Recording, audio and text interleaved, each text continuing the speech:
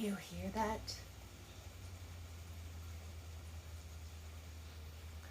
I came outside to sit in my greenhouse just so I could listen to the pitter patter of rain on the roof because this almost never happens.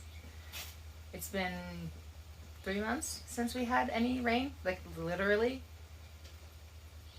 And I'm so happy right now. I love this. I actually came out here because I'm supposed to be working on the pollinator episode, which is coming next. But suddenly I'm all inspired to work on the shelving for the greenhouse because it's nice and cool in here and beautiful and I'm in my happy place.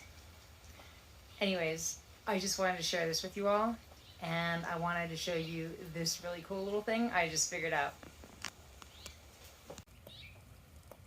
This is, I know, kind of silly, but this makes me really happy. It occurred to me that I could just stick a little stick of incense in the brick and just enjoy it outside while I am outside in the rain, but not getting wet. It's so good.